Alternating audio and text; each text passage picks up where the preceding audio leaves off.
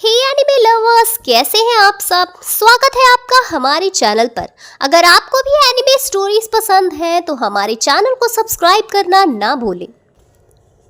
Episode 14 friend.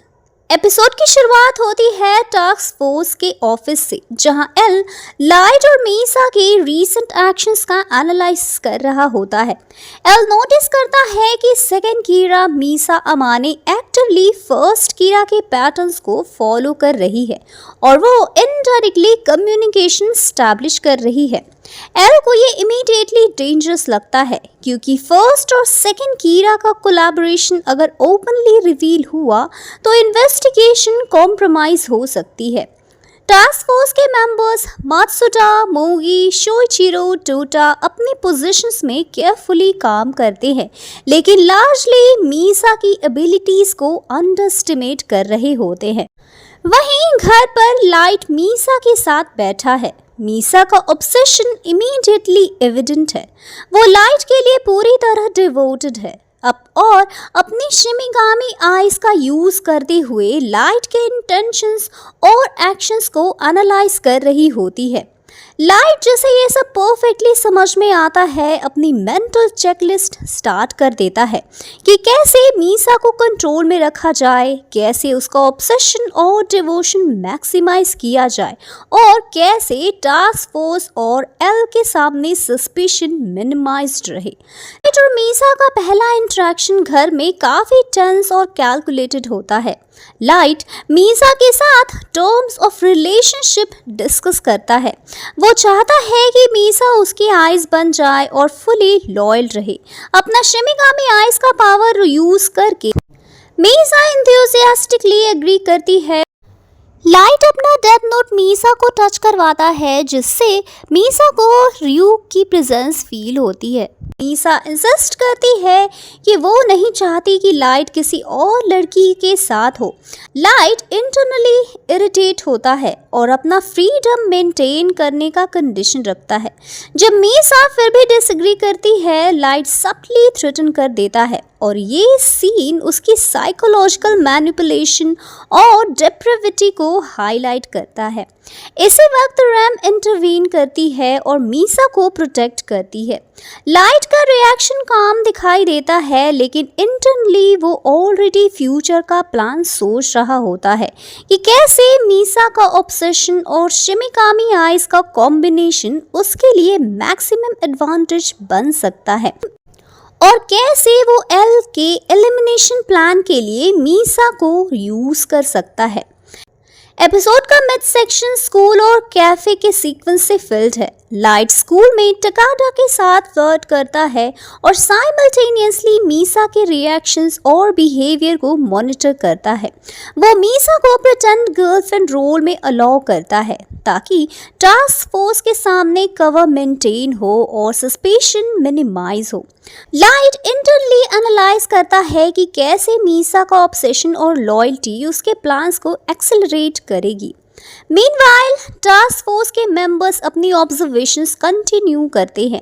मात्सुडा और मोगी light और मीसा की इंटरेक्शन मॉनिटर करते हैं, लार्जली अनअवेयर कि मीसा की शिमिगामी आइज और ऑब्सेशन का कॉम्बिनेशन कितना डेंजरस है।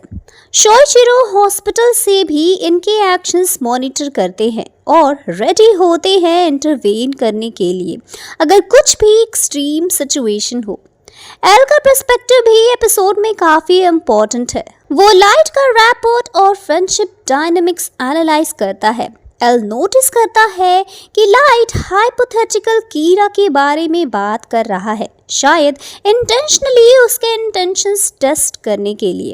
एल ग्रेजुअली रियलाइज करता है कि मीसा का रीसेंट मैसेज ये इंडिकेट करता है कि फर्स्ट और सेकंड कीरा इनडायरेक्टली कोऑपरेट कर रहे हैं और लाइट डेस्परेटली इस फैक्ट को हाइड कर रहा है। एल का माइंड काफी एक्टिव है। वो ट्राई करता है पैटर्न्स को समझने का और लाइट के बिहेवियर्स और मैनिपुलेशंस का एनालिसिस कर रहा होता है। लाइट का इंटरनल मोनोलॉग एपिसोड में डोमिनेट करता है।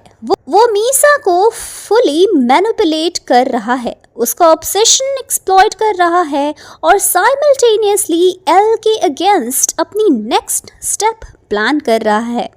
लाइट का अल्टीमेट गोल क्लियर है, मीसा का यूज करके एल को एलिमिनेट करना, और जब मीसा अननेसेसरी या रिस्की बन जाए उसे रिमूव कर देना।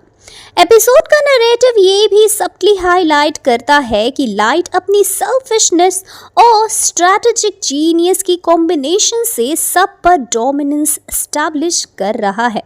एपिसोड के लास्ट सीन में टेंशन पीक पर होती है। लाइट मीसा का फुली एक्सप्लॉइट कर रहा होता है और अपना प्लान एल के अगेंस्ट एग्जीक्यूट करने की प्लानिंग में है। मीसा अभी भी उसके ट्रैप में है और लाइट ईजिली उसे कंट्रोल कर सकता है। एल ग्रेजुअली लाइट के इंटेंशन समझ रहा है, लेकिन अभी तक उसके पास फुल प्रूफ नहीं है।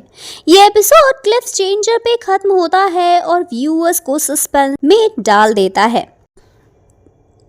अब बारी आती है इस एपिसोड की हिडन मिस्ट्रीज का। लाइट का मीसा मैनिपुलेशन।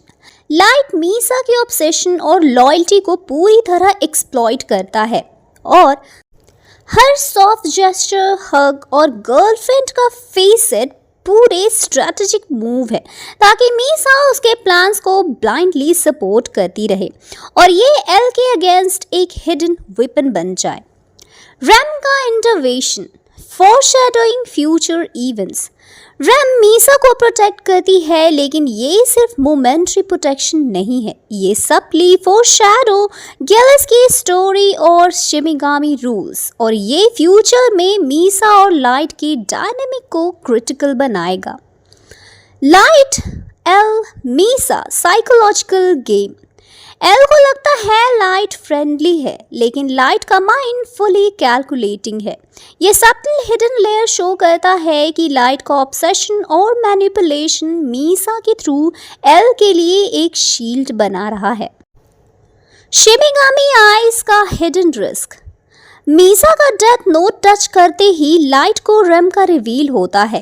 ये हिंट करता है कि मीसा का पावर और आइज फर्स्ट कीरा के लिए भी डेंजरस हो सकता है और ये फ्यूचर स्टोरी के लिए सस्पेंस क्रिएट करता है। तो दोस्तों, ये थी एपिसोड 14 की फुल स्टोरी। तो कैसे लगी आपको ये एक्सप्लेनेशन?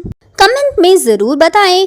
वीडियो पसंद आई हो तो इसे लाइक करें, चैनल को सब्सक्राइब करें। मिलते हैं डेथ नोट के अगले एपिसोड में। Till then, bye bye.